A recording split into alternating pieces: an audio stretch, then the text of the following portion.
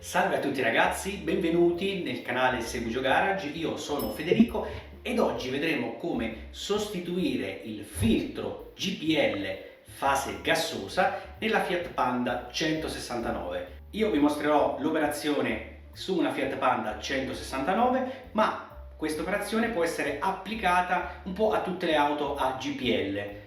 In questo caso abbiamo un'auto che ha un impianto GPL aftermarket, cioè che è stato installato successivamente all'immatricolazione. Questo è il ricambio, questo filtro GPL un po' particolare, ma grosso modo hanno tutte la stessa conformazione, cioè c'è un ingresso e un'uscita. L'operazione di per sé non è complicata, infatti sono necessari pochissimi strumenti, un po' di attenzione e un po' di manualità, soprattutto attenzione al verso di installazione del filtro GPL. Non perdiamo altro tempo e mettiamoci subito all'opera. Nel frattempo però, se non l'avete già fatto, iscrivetevi al canale attivando magari anche la campanellina.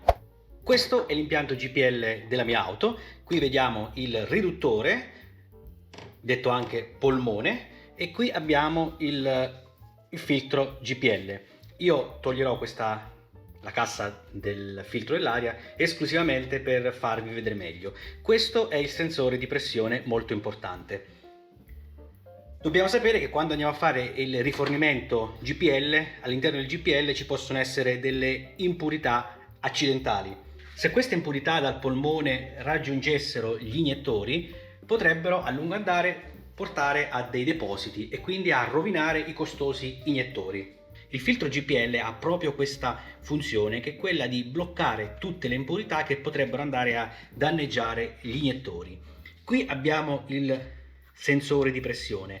Quando infatti il filtro del GPL si intasa, il sensore di pressione avverte un aumento di pressione e quindi l'auto inizialmente non andrà bene, ma successivamente questo sensore porterà in centralina l'informazione di commutare e di passare quindi a benzina.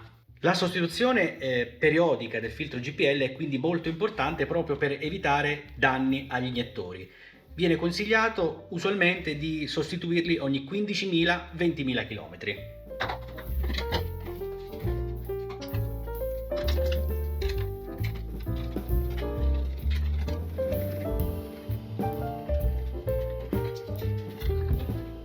Una volta tolta la cassa filtro, vi faccio vedere meglio come è fatto questo filtro. Ha un ingresso con in e un'uscita con la scritta out. Ci sono solo due fascette che possono essere rimosse con un cacciavite a croce oppure con una bussolina da 7 mm. C'è da dire che qui c'è del GPL all'interno di questi tubi che si andrà a liberare non appena avrò staccato i tubi dal filtro. Non c'è da preoccuparsi perché praticamente si svuoterà solo il GPL contenuto in questi tubi fino agli iniettori e non ovviamente quello che proviene dalla bombola, che nel mio caso è nel bagagliaio. Per quanto riguarda la scelta del filtro, nel mio caso è caduta esattamente sul filtro che viene consigliato dal produttore di questo impianto aftermarket OMVL, quindi in questi casi conviene non complicarsi la vita e prendere esattamente il modello che viene consigliato dall'impianto, ovviamente stando attenti sempre a scegliere l'ingresso del corretto diametro. Nel caso mio è 12,5 mm. Questo filtro è infatti esattamente lo stesso. Considerando che l'in dal riduttore entra qui, l'out esce qui, c'è da dire che questo filtro è anche orientabile, può essere orientato anche a 90 gradi, qualunque angolazione noi vogliamo. Io lo terrò così perché è perfetto per le mie esigenze.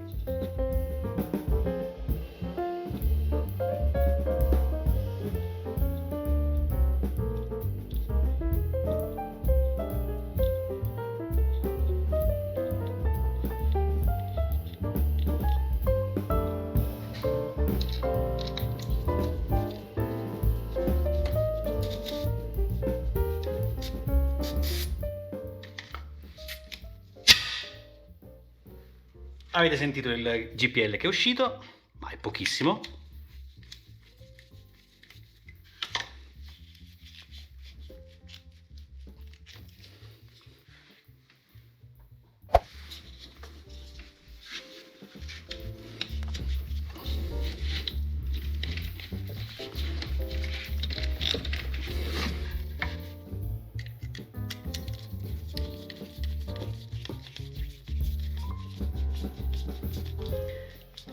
Mi raccomando, stringiamo le fascette bene, ma non troppo forte, considerando che comunque il tubo è di gomma e il filtro è comunque di plastica dura, ma non c'è bisogno di forzare troppo. Qualora abbiate un rilevatore di fughe, potreste comunque provare a spruzzare sia qui che qui e vedere se escono delle bolle, ovviamente con la macchina in moto.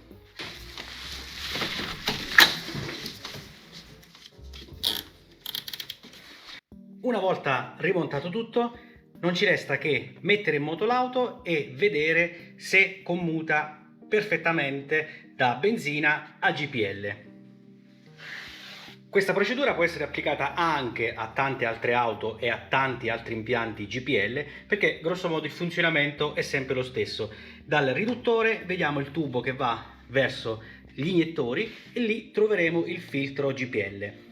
L'unica accortezza è che dobbiamo stare attenti per quanto riguarda il flusso, quindi dal riduttore la freccia deve essere sempre rivolta verso gli iniettori, quindi in questo caso non c'è una freccia ma c'è in e out, quindi vi fa capire che il GPL arriva dal polmone e va l'out verso gli iniettori. Ed eccoci cari amici del canale, giunti al termine di questo video, dove abbiamo visto la sostituzione di un filtro GPL in un'auto alimentata a GPL con impianto aftermarket. La sostituzione non è difficile, basta semplicemente stare concentrati e seguire un po' di accortezze, come ad esempio quelle che vi ho fatto vedere precedentemente. Ogni 15-20.000 km c'è quindi da fare questa sostituzione del filtro della fase gassosa nell'impianto GPL. È una sostituzione importante perché ovviamente una negligenza nella manutenzione potrebbe portare a intasamento del filtro o peggio ancora a rottura di uno o più iniettori. Se questo video vi è risultato utile, mi raccomando mettete un bel mi piace al video ed iscrivetevi al canale se non l'avete già fatto. Quindi con la sostituzione del filtro GPL per oggi è tutto, un saluto e alla prossima!